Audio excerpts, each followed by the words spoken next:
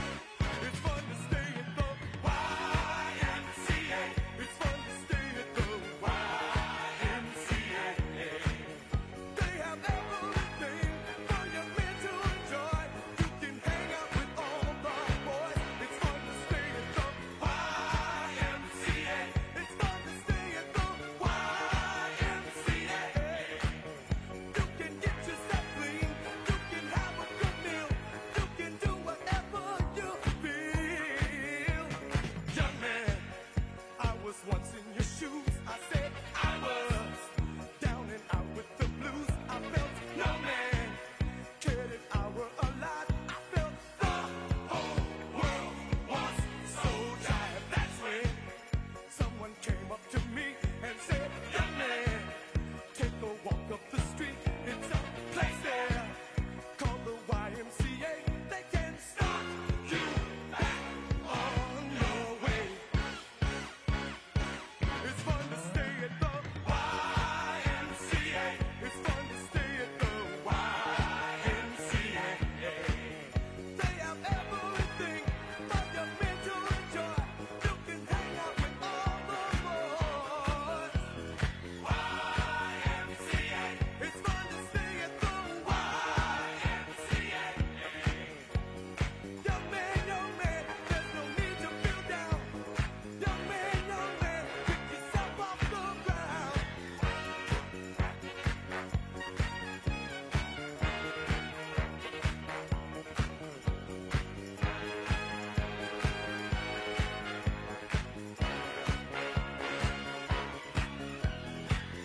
YMCA. It's fun to stay at the YMCA. Young man, are you listening to me? Young man, what do you wanna be? YMCA. You'll find it at the YMCA. No man, young man, does it all by himself. Young man, put your pride on the shelf. YMCA. And just go to the YMCA. Young man, I was once in your shoes. Young man, I was down with the blues. Not working hard. Yeah, right, picture that with a Kodak. Or better yet, go to Times Square, take a picture of me with a Kodak. Took my life from negative to positive, I just want y'all to know that. And tonight, let's enjoy life. Pitbull, Naya, Neo, that's right. I want all of you tonight. Give me everything tonight. For all we know, we might not get tomorrow. Let's do it tonight. What they say, oh what kills they play. Nothing is enough to Let's do it tonight. I want you tonight. Grab somebody sexy, tell them hey. Give me everything tonight. Give me everything tonight. Give me everything tonight. Give me everything. Take advantage of the night, cause tomorrow I'm off to do battle, perform for a princess. But tonight, I can make you my queen and make love to you endless. It's insane the way the name growing, money keep flowing. Hustlers moving silent, so I'm tiptoeing. So keep blowing, I got it locked up like Lindsay Lohan. Put it on my life, baby. I'm gonna give you a ride, baby. Can't promise tomorrow, but I promise tonight. God. Excuse me, and I might drink a little more than I should tonight. And I might take you home with me if I could tonight. And maybe I'ma make you feel so good tonight. Cause we might not get tomorrow. Tonight, I want all of you tonight. Give me everything tonight. For all we know, we might not get tomorrow. Let's do it tonight. What they say, oh what kills they play. Nothing is enough to Let's do it tonight. I want you tonight. Grab somebody sexy, tell them hey. Give me everything tonight. Give me everything tonight. Give me everything tonight. Give me everything. Reach for the stars, and if you don't grab them, at least you fall on top of the world. Think about it, cause if you slip, I'm gonna fall on top of your girl. What I'm involved with is deeper than the Masons, baby, and it ain't no secret. My family's from Cuba, but I'm an American. I don't get money like secrets. Put it on my life, baby. I make it feel right, baby.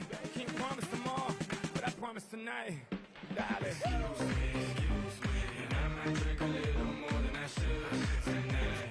And I might take you home with me if I could tonight. And maybe I'ma make you feel so good tonight. Cause we might not get tomorrow. Tonight, I want all of you tonight. Give me everything tonight. For all we know, we might not get tomorrow. Let's do it tonight. What they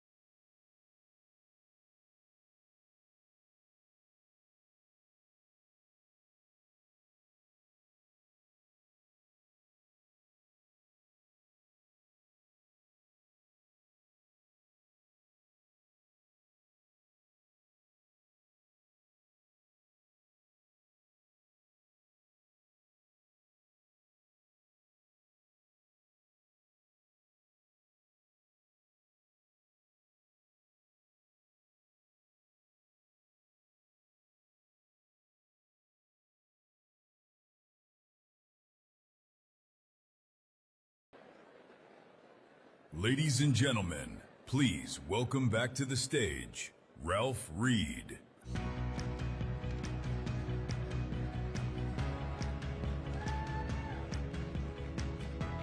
Are you guys ready?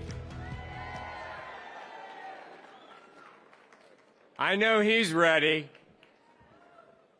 but I'm going to give him a proper introduction because this man, our next speaker, is no stranger to this conference or this stage. In fact, today marks his 10th appearance at the Faith and Freedom Road to Majority Conference. He has been here as a private citizen, as a candidate, and we are pleased to welcome him back today as President of the United States. With the seal back on the podium where it belongs, amen? This is a man who alone, among all the leaders that we have had, gave us the most conservative Supreme Court in over a century.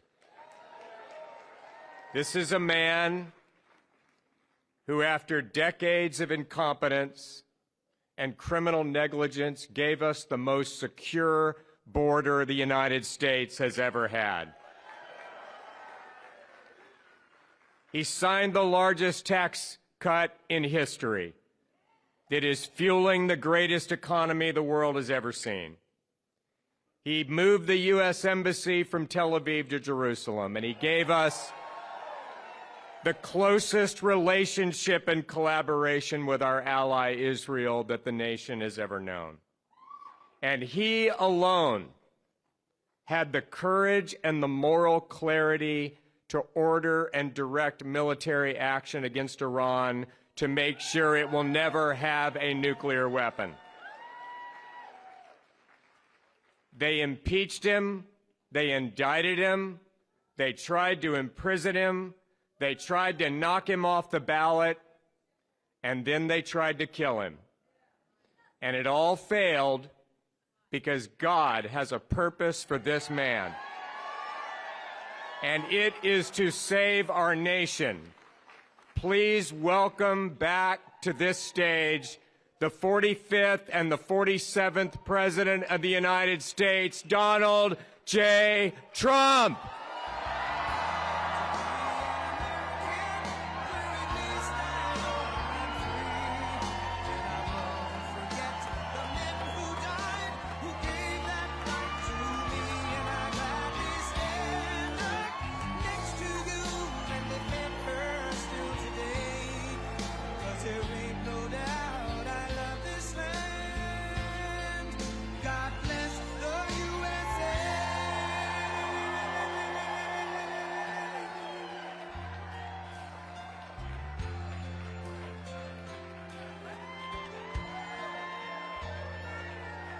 From the lakes of Minnesota to the hills of Tennessee, across the plains of Texas, from sea to shining sea, from Detroit down to Houston, and New York to LA, where there's pride in every American heart, and it's time we stand and say,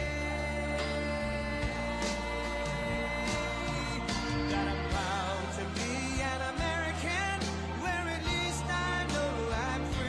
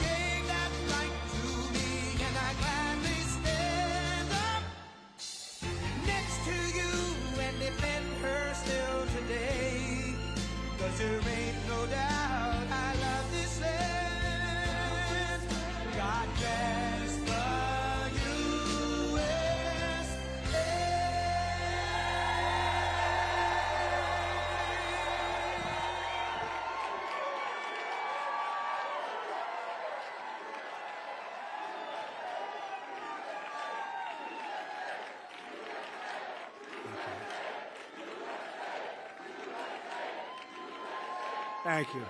Thank you very much. And I want to thank Ralph for the introduction. He's a great guy and friend of mine for a long time. And thank you to all of the true American patriots of Faith and Freedom Coalition. You've been with me from the beginning, and pretty much like nobody else, I don't think can top you. You were just great right from the beginning. You got it. You understood what we had to do, and we got it done, and we're continuing to get it done at levels that nobody's seen before. With the help of many people in this room, 18 months ago, we won the most consequential election victory in American history. Winning all 7 swing states, the Electoral College by 312 to 226, the popular vote, and 86% of all counties in America, 2,700 to 525. That's called a big victory. The Faith and Freedom Coalition was with us every step of the way. You knocked on 97 million doors. It's true. Ralph actually told me 10 million, so I had checked. It was 9.7 million. You reached 18 million voters. Think of that. Voters of faith. You sent 28 million text messages and made 10 million phone calls to help us win a mandate like no other administration in modern history. It was a mandate like we have not seen before. And together we saved our country, and we saved religious freedom in America. We saved religious. It was going down. And you've always stood with me, and I will always stand with you. I'll always remember it. I'll always remember how hard you worked and your spirit. I especially want to thank Pastor Paula White, who's with us. Paula, wherever you may be. Thank you, Paula. Great person. Director of the White House Faith Office, Jenny Korn. Terrific. Jenny, thank you very much. Bishop Kevin Koberis. Where is Kevin? Thank you, Kevin. Good job. Nice-looking man. President of the National Hispanic Christian Leadership Conference, Pastor Sam Rodriguez, who's been with me from the beginning. This place is crowded.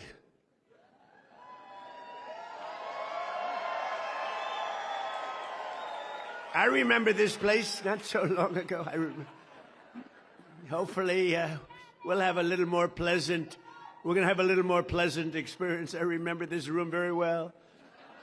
A friend of mine who has been just incredible, Dr. Alveda King. Doctor, thank you. Thank you, darling.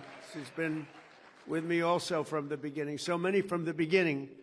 You can tell so much. The ones from the beginning, I don't know, they tend to be the ones, they're the ones they stay, and they stay like nobody. And we appreciate all of those people. An ambassador to the United Nations who's doing a really great job. Mike Waltz, he's around here someplace. Mike, doing a really good job. And just over 1 week from now, we will celebrate the 250th anniversary of the Declaration of Independence, marking 2.5 centuries of glorious American freedom. And thanks to the extraordinary work and incredible devotion of patriots like those people in this very, very crowded ballroom, today I can proudly report that on the edge of our 250th year, America is back. It's back. It's back.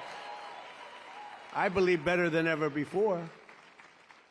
And I'm especially pleased to say that, likewise, religion is back in our country, bigger and stronger than it has been in many, many years.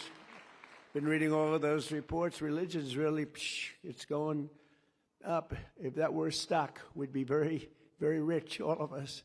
It's been great to watch. And as I've said before, to be a great nation, you have to have religion and you have to have God in your nation. If you don't have that, it just doesn't seem to work out, does it?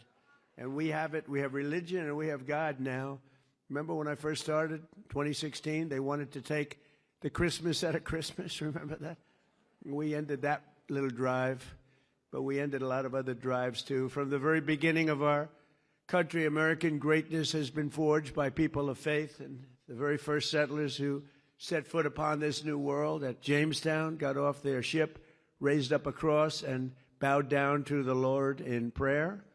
It was faith that strengthened the Minutemen and who stood up at Lexington Green and Concord Bridge in Philadelphia 250 years ago. Next week, our founders invoked the Creator 4 times in the Declaration of Independence. 4 times. I wasn't mentioned once. I'm very upset. Not once. Faith pushed the pioneers to journey west. Faith led Americans to abolish slavery, and faith built this country into the most exceptional nation in the history of the world. It was going very badly a couple of years ago, very badly, but it's back really strong. But we have to be very careful because bad things are happening. Could I watch what's happening? And we're going to be discussing that in just a minute. Americans have always deeply believed in the promise of Christ's words in the Gospel of Matthew. With God, all things are possible. With God, all things are possible, right? All things. That's why as we prepared to enter the 250th year last month, tens of thousands of patriots came together on our national mall, and we officially rededicated America as one nation under God. And we're not changing. We're not changing. And we always have been, and we always will be. We're not going to let them take it away. But as we celebrate this anniversary, we must also remember that our country could have been marking this occasion under very different circumstances. The last administration carried out a reign of persecution and repression against Christians and people of faith like America has never seen before. It's terrible. They turned a nation founded on freedom for believers into a place where Catholics were targeted by the FBI, where pro-life grandmothers were put in jail for praying, and where members of our military were thrown out of the armed forces for their religious beliefs. The radicals responsible for these offenses would have loved nothing more than to mark America's 250th anniversary by driving God from our public square once and for all. They wanted to do that. I don't know how anybody could vote for these people. They were so bad, they were so evil, and yet in many ways incompetent, certainly incompetent on policy, open borders, transgender for everybody, men and women's sports, just grossly incompetent ideologies, and so many more. But they did not get that chance because they lost an election in a landslide, and we won an election in a landslide. And while I am in the White House, I will defend Christians and all Americans of faith 100%. You have it 100%, and you've seen it already. So upon taking office, I created the first ever Presidential Commission on Religious Liberty, led by Texas Lieutenant Governor, a great guy. I don't know if he's here. I know he's coming over to my office in a little while, a thing called the Oval Office, beautiful office. Lieutenant Governor Dan Patrick, and my friend, Dr. Ben Carson.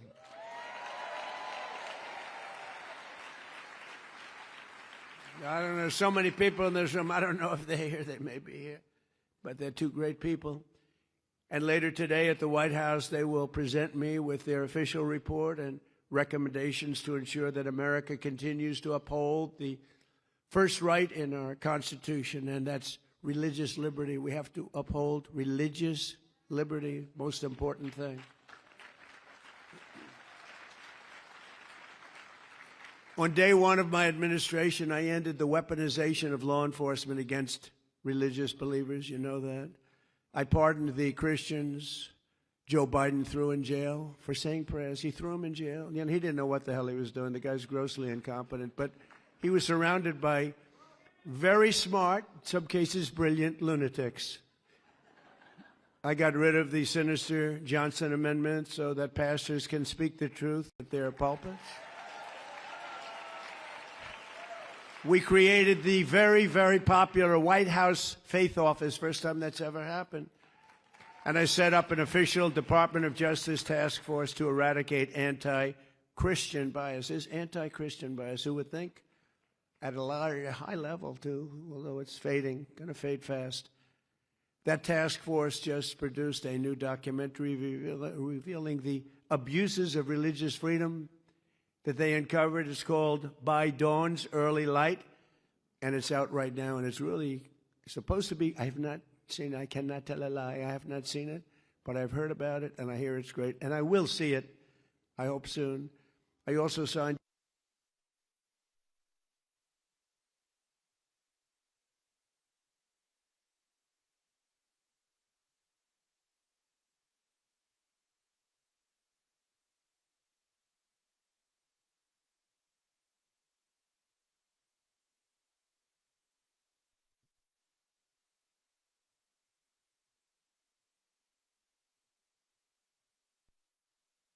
We're protecting our churches and synagogues by prosecuting mobs of radical left lunatics and agitators who try to harass and intimidate people in their places of worship not so long ago. And to help parents send their children to schools that share their values, I signed the largest expansion of school choice in the history of our country, including in Texas. And in my direction, the Department of Education issued new guidance protecting the right to prayer in public schools. That was a big thing. And these are all things that we were, they fought us very strongly, very, very strongly. Hard to believe they'd fight us on that, but we had to fight the good battle, but we won every time. We slashed federal funding for any school that pushes transgender insanity on our youth.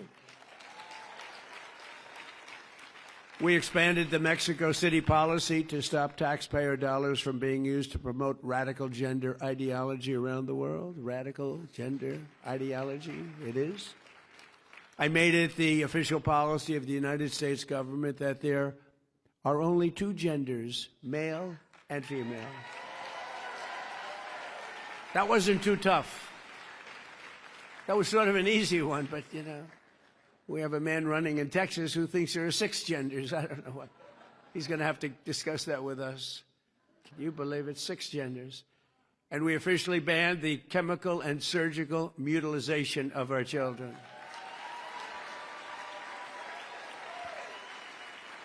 And now we have to pass the Save America Act to protect our sacred American elections. Have to pass it.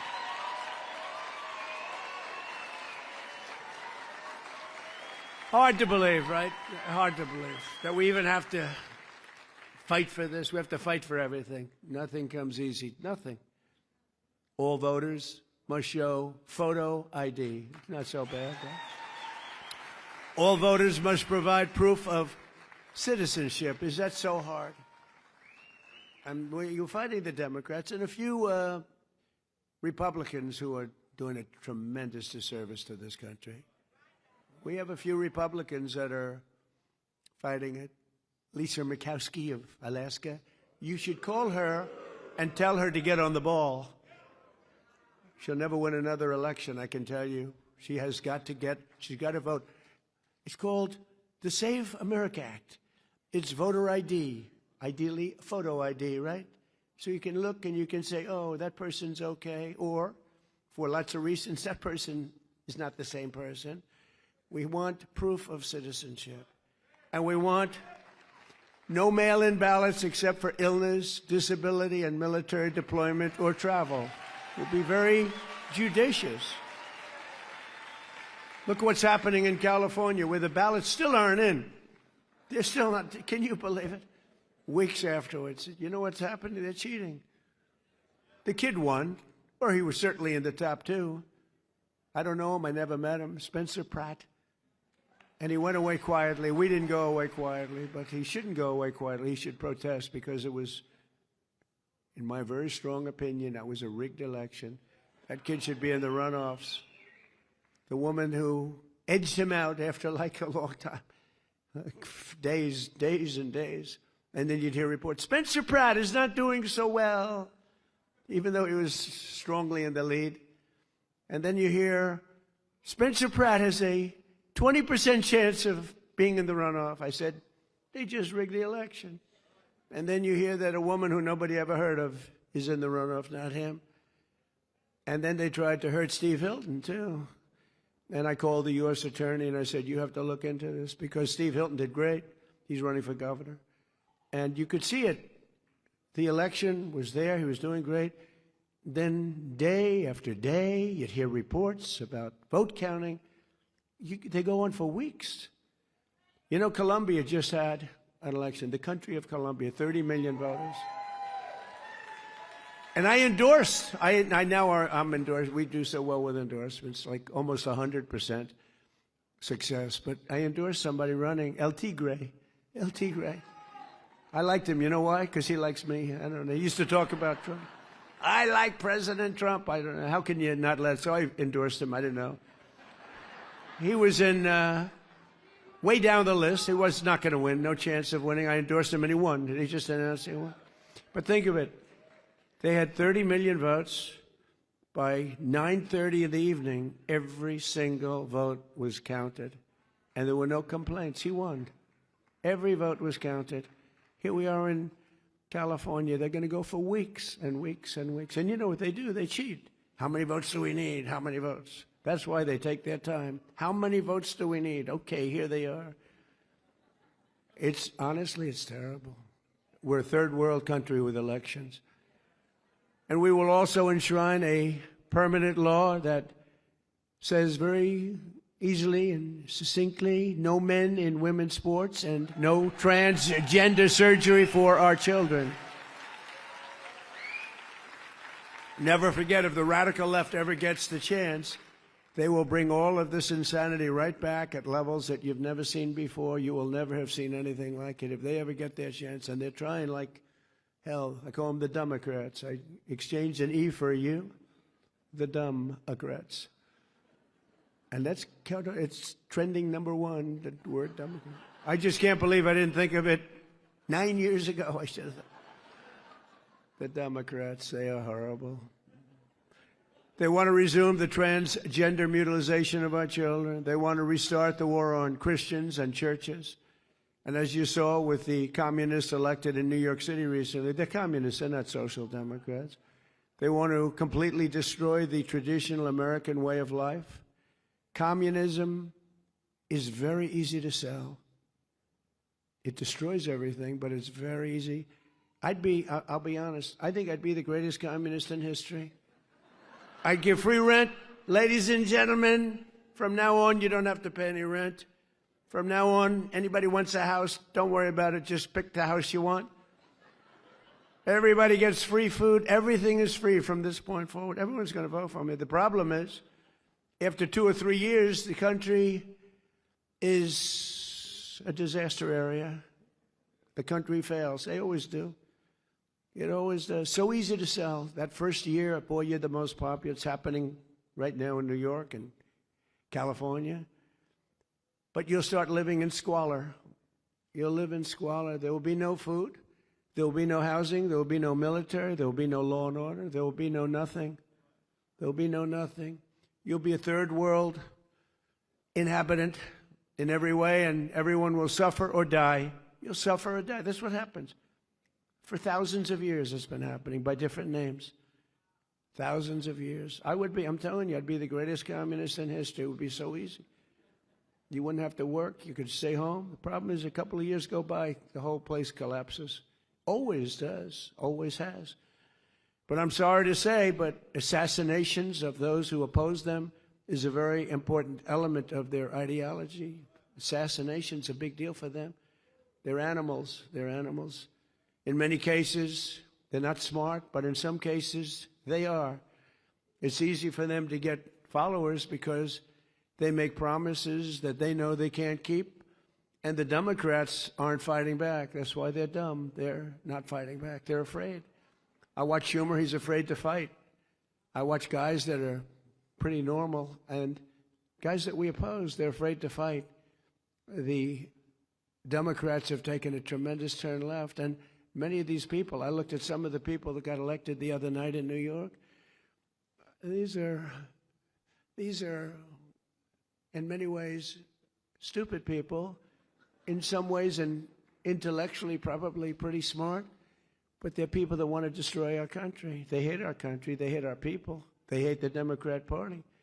The Democrat Party is in big trouble because this isn't stopping with New York. This is going on.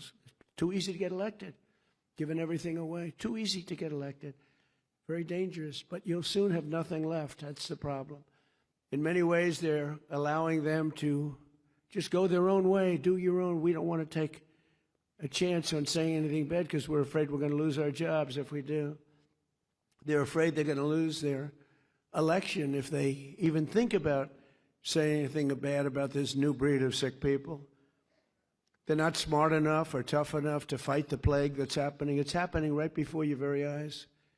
If they fought them the way they fight Republicans or the way they fight me, they'd be victorious.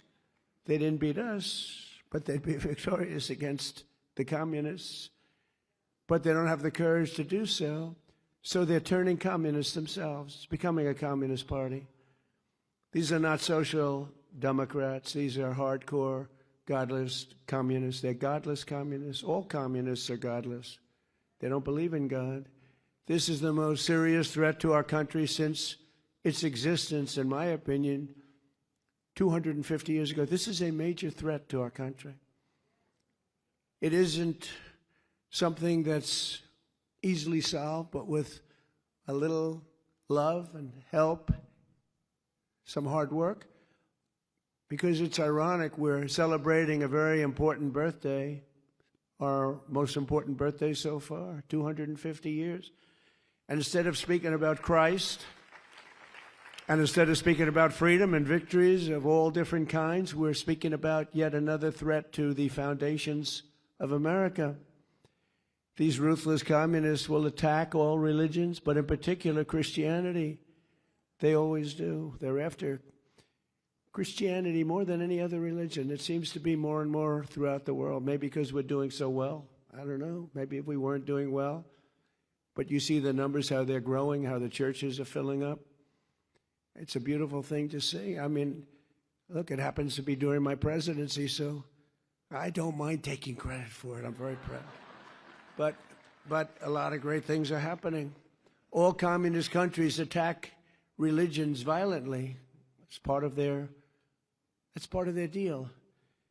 As you know, we recently struck Nigeria and largely ended the slaughter of great Christian populations. They have a great Christian population. They were being butchered. Thousands and thousands of people were being killed. Children, women, old people, just being slaughtered, hatched to death. They know that if they go further, the attack will be far greater, and that they don't want to really get involved anymore so much. You know, we hit them very hard. We knocked out their leader. We knocked out their second leader and their third leader. Sounds a little bit like Iran, actually. That's all about a different cause that we have to do, because we cannot let Iran have a nuclear weapon. Can't let it happen. So I'm saving Christians throughout the world, even though we are not in those various countries where you read about this. But they'd like to make our country just like those countries. That's where they started. They started right where we are right now. But I'm saving them by hitting these terrorists very violently and very hard. We're hitting them very hard by the greatest weapons on earth, taking them out. We know where they are. We hunt them down and we take them out. Think of it. They go into a village and they just kill everybody. It's like crazy. They will close your churches in this country. They go communist, and they're trying to. They will kill your people, and that's what they're about. They want to end religion. They have to end religion because their ideology doesn't work if you have strong religion. People like you that are so incredible and love our country so much and love God. This is the greatest threat to our country since its founding, in my opinion, 250 years ago, what's happening right now. It's the greatest threat. People don't look at that. Well, oh, 3 people were elected. No, it's many more than 3 people. And the other people are being swayed because they don't have the sense to see what's happening. They don't have the sense. Their followers are not leaders, even though they're politicians, in some cases successful ones. For the first time in history, the powerful Rent Stabilization Board, as an example, that sets rents in New York City, just happened today. They've done it for years and years, and they've been very far left. They're run by Democrats, and they give landlords a hard time for years and years. It's called rent control. They give landlords a hard time, but they always give some increases so they can survive. But they just came out, first time ever, with a ruling, 0 rent increases for landlords, 0 for the next 2 years, despite the fact that energy supplies, real estate taxes, and just about everything else has gone up. They're supposed to allow you to have that. Zero. They're giving them that. They're basically confiscating their property. And the one representative for the landlords who's on the board, I think they have 8 or 9 people on the board, and you had one who was representing one out of like 8. But at least you had somebody. But that person walked off in disgust, walked off and got booed. Mayor Mamdani, who came to the White House and seems like a nice guy, but he said he was going to do this in his campaign. Nobody thought he was serious. He said he was going to make sure that people don't have a rent increase, even though energy went up.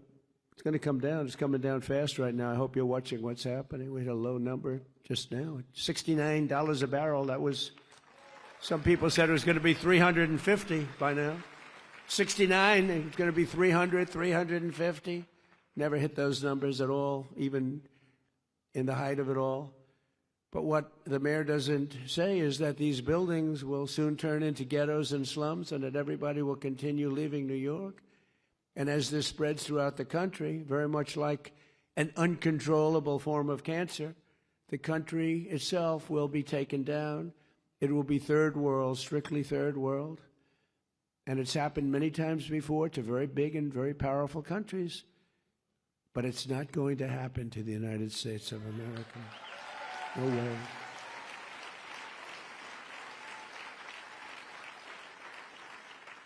Because communism really is the past and freedom is the future. That's what we are. All we want is freedom. Freedom is going to be, freedom gets you everything.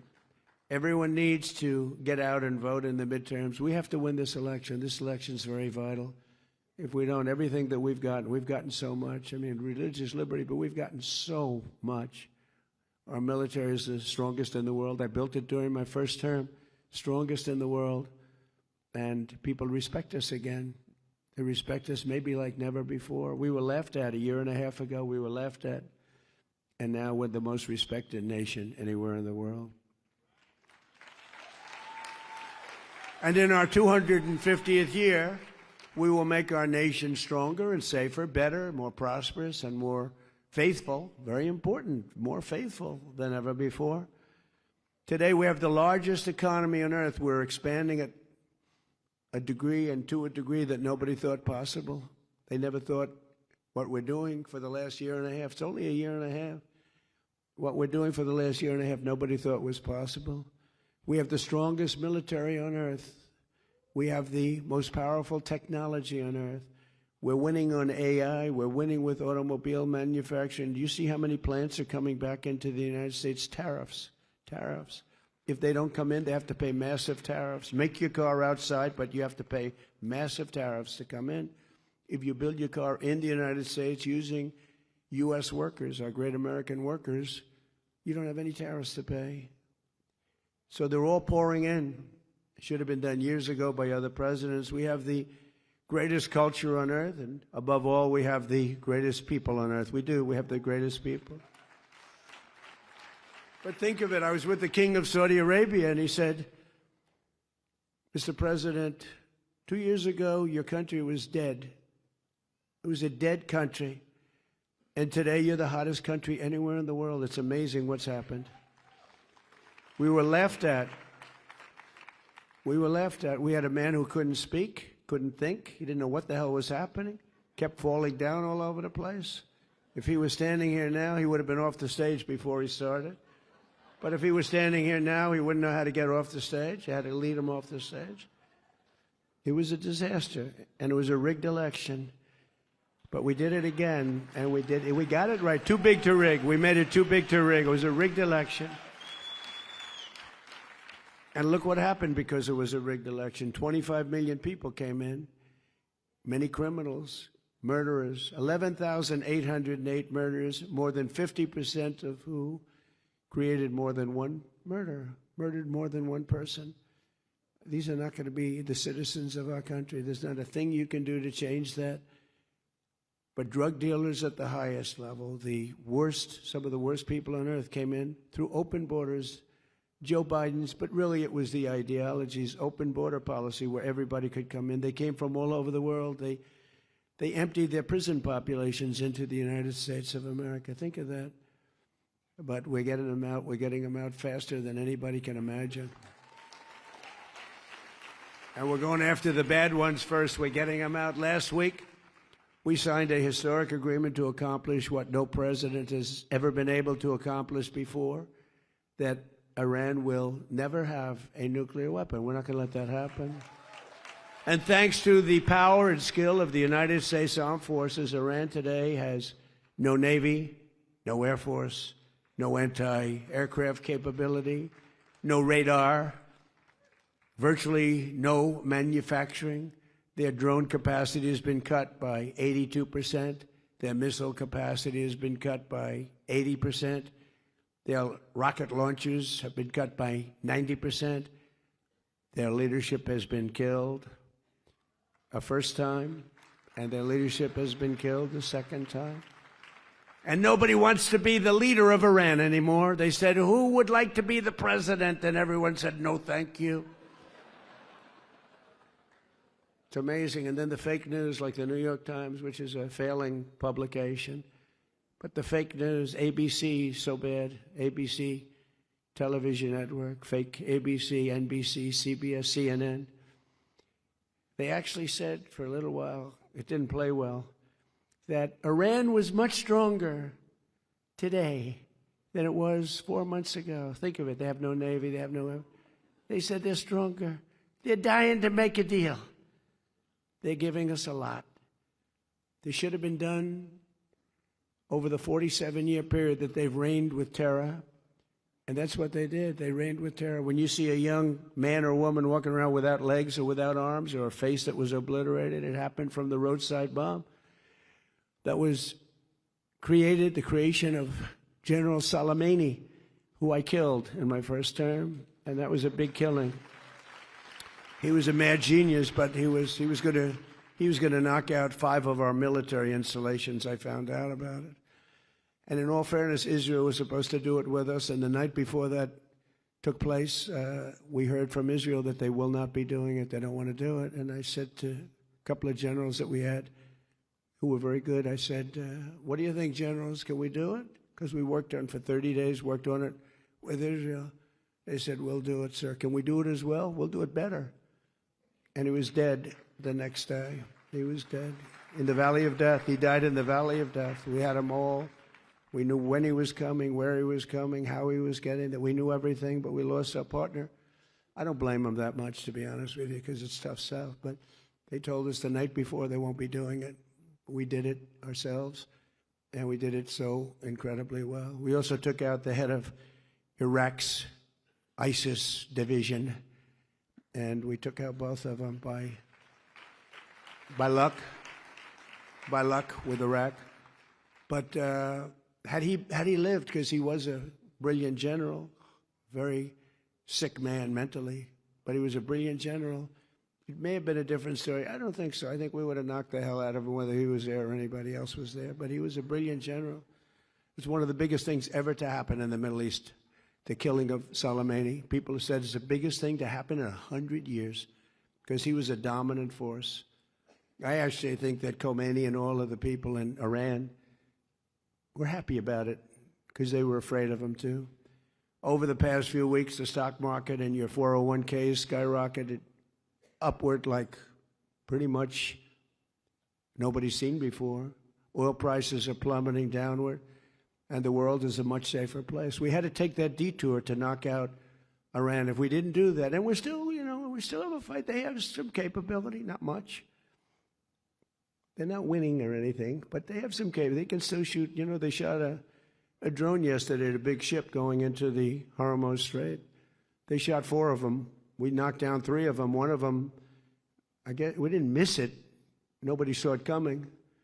And it hit a ship and did some damage. But you can't do that stuff.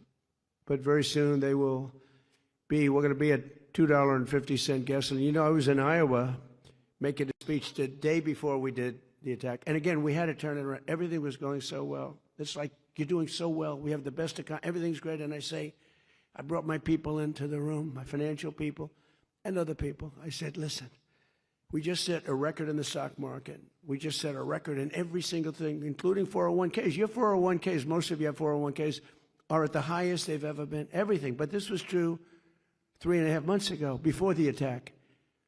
Everything was good. We had records and everything. We were doing great. And I said, I hate to tell you, but we're going to have to take a detour. We're going to have to go to war or go to a military operation, which my people would prefer that I use as a term because war means things that they don't like. But whether you call it war or not, it is what it is. And we're going to go down to the Islamic Republic of Iran, and we're going to have to hit them very hard. And don't forget, when Barack Hussein Obama did the JCPOC, if you look at that, Barack Hussein Obama, have you heard of him? He was a disaster. He was a disaster. He gave them $1.7 billion in cash, $1.7 billion in cash, and tens of billions of dollars. Gave it to Iran. Thought he could buy their friendship. And it was just the opposite. They used the money and they built missiles and everything else. And I terminated the JCPOA. It was his agreement. It was the Iran nuclear deal. It was a disaster.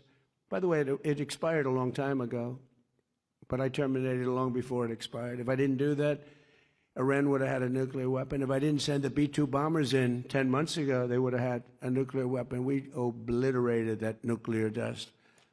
Very important. And then you wouldn't have Israel. Israel would be gone. I know you have a lot of good fans of Israel in this room. And Israel would have been gone, and probably the Middle East would have been gone. And they could have taken a shot. We would have wiped them out pretty quick, but they could have taken a chunk of us too.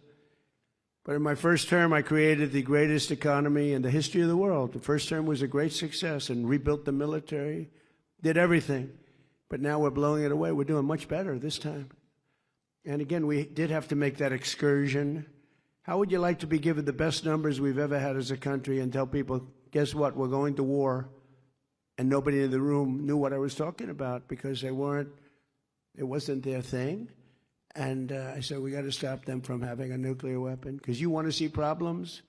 Let a crazy country have a nuclear weapon. You'll see problems like you've never seen before. The stock market has set 73 all-time record highs since the election. And more Americans are working today than at any time in the history of our country. That's pretty good. In January 2025, we inherited the worst, most dangerous, most wide open and insecure border in history. I actually think in the history of the world, I don't think it's just here.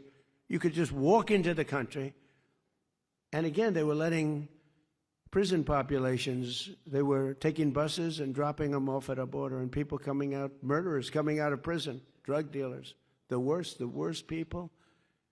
They made our criminals look like nice people. That's the only thing nice. Our criminals, for the first time, looked very nice by comparison to these people. But they dropped 25 million people over 4 years into our country.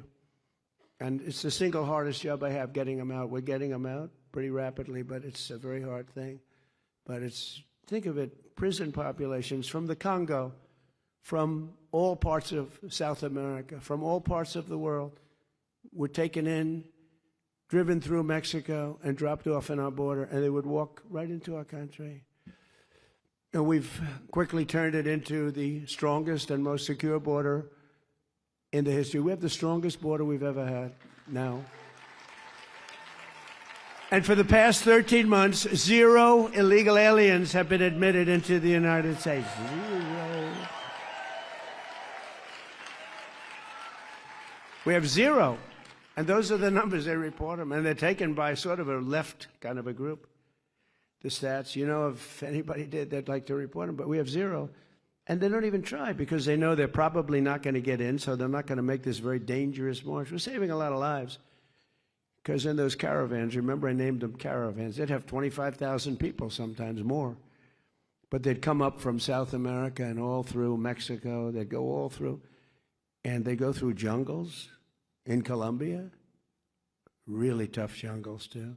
Dangerous jungles. And women would die, and women would be raped. Remember when I said they get raped, crime, murder, and everyone, my first speech, My first speech was controversial. When I announced I was running, everyone said, "What do you mean raped?" What I said was peanuts compared to what happened. And the women would come up and they'd die. They'd be raped. A lot of people would die on those caravans. The journeys up were, they call them journeys through hell, because they had to go through jungles. They had to go through very dangerous areas. And the people that got here would just walk right into our country. We had no idea who they were. Nobody would even stand there and check. They just came in. Come on in. Come on in. This was Sleepy Joe Biden's ideology that was forced on him by much smarter people than him that wanted to destroy our country because he had no clue.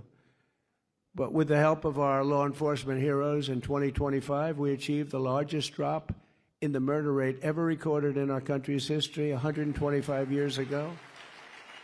Think of that, think of that. The year 1900, that was before my father. My father would hate me saying that because it's a long time ago, but that was before my father was born. I had a wonderful father and mother, and family. But the lowest murder rate in 125 years. Washington, D.C. is now one of the safest, most beautiful cities in the country. And just a little while ago, it was a killing machine. Think of that. A year and a half ago, Washington was a very unsafe city. Now it's one of the safest cities in the country. It's one of the most beautiful cities. Doug Burgum and myself and a whole group of people did a great job on the monuments and fountains. And the reflecting pool was so beautiful. They tried to destroy it. They cut it up with a box knife and tried to destroy it. And it's in great shape now. They're terrible. They're vandals. They've caught 6 of them, I guess, maybe more. They've got others in line to be caught. But we just inspected it. We'll fix it right after the 4th of July. Got to let the water out, just fix it. But we caught them. They would cut it, and they would grab this very expensive and very good material, totally waterproof, and they rip it. These people are sick. They ripped a scar 350 feet long through the side of the reflecting pool. These are the people we're dealing with. These are the people that want to destroy our country. But we've invested a record $1 trillion in the United States Armed Forces, and we're going this year for $1.5 trillion, all made in the USA.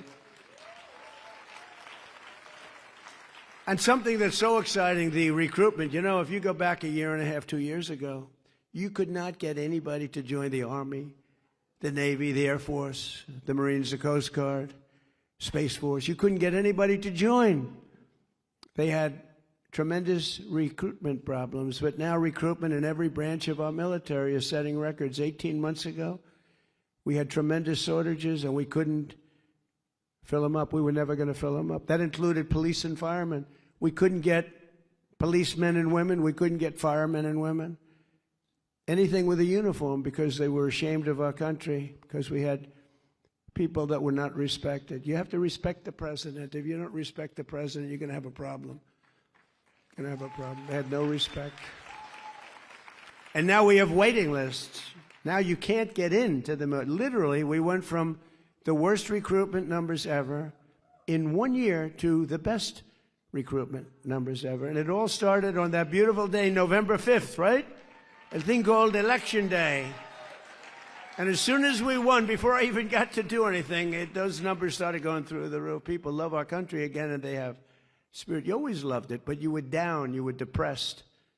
You were not feeling too good about our country. Especially you, as people with a great religion and a fervor for Christianity and religion, you should be depressed. You should have been, but now you're riding high. But we have to be careful. We don't want to lose it. We've got to win the midterms. We've got to win the election coming up, and we're gonna be in good shape. But you have to expose them. If you don't expose them, I mean, I stand here and I expose them. Some people don't do it right. They say they're going to get free rent. Well, that's okay to say, but everyone's going to vote for them, except for a few of the people in this room. But you have to say they're going to get free rent. But in 2 years, everything is going to collapse and you're going to live in squalor. When you say that, you can beat the free rent. You can beat the fact that they're going to take your house away and give it to somebody else, which is essentially what they'd like to do. But it's happened so many times over the years with really powerful countries, and we're not going to let it happen. So we have the strongest and most powerful military anywhere in the world. I built it in my first term, using it a little bit in my second term. And we're once again using it to defend America's interests and American values. Look at what happened in Venezuela. We have a great, and by the way, we're helping Venezuela. They had a tremendous earthquake, a lot of people killed, and unbelievable, right in Caracas. And we have a lot of people over there helping. But Venezuela's been fantastic. We've had a great relationship. It was a one-day war. We hit them so hard, and one-day war. Now we've taken out millions of barrels of oil, and we've paid for the war many times over. But just as importantly, they are doing better than they've ever done. They're making more money than they've ever done. They've never made the money that they're making now. And it's really, I mean, outside of what happened last night with the terrible, that was terrible what happened. It was a big earthquake, knocked down buildings. But outside, it was really, it's a happy country again. The people are happy. They're dancing in the streets. The people running it are doing a very good job. The United States has never been stronger. We have never been wealthier. We've never been prouder to be an American. Since 1776, America's story has been a tale of freedom, overcoming oppression, good defeating evil, and faith overcoming every challenge and every foe. We had everybody was winning, and we're going to continue stronger, maybe stronger.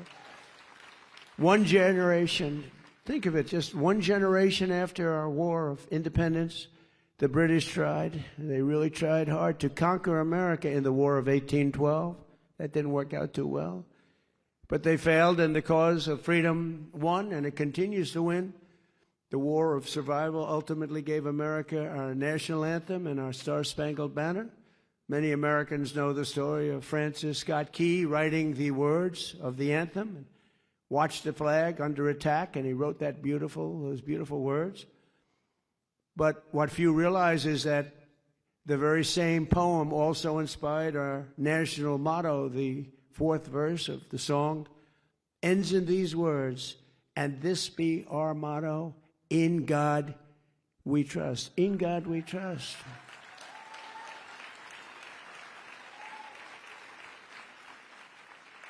And as you know, the Democrats want to end that. They don't want the words, in God we trust. They want to have that stricken. They go to court. They take us to court.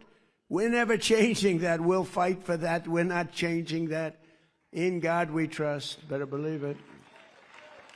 So today, on the threshold of our 250th year, this room is proof that America is still a nation that lives by those magnificent words, in God we trust. With the help of everyone here today and Americans of faith all across this land, we will continue to protect the promise of the Declaration of Independence, one of which actually is in my office, in the Oval Office. So we cherish it. We will continue to defend our values, our traditions, our faith, and our freedom. And as we enter the golden age of America, that's what we have. This is the golden age. We've never had anything like it. We have factories all over the country. We have car plants, AI plants, all sorts of plants. Our businesses are expanding. Our numbers are unbelievable. Remember that we've never had a year with so many number one stock markets. Good to have number one, because that affects everybody. That means jobs. That means success. That's good, as we said, for your 401ks. It's good for your stock investments. Everyone's doing well. We have a country that's just the hottest. It just is so hot. And I'm working really hard to make it even better. We're going to get rid of some of the flaws. We're going to make it even better. But the biggest thing we have to do is we have to stop this horrible thread of cancer that's permeating our country called communism. We have to stop it, because that's what it's about. That's what they want to do quietly. And we ask that God will continue to bless the United States of America, and God will bless the United States of America because of people like you. Thank you very much, and happy Independence Day, everybody. Thank you. Thank you very much. Thank you. Thank you.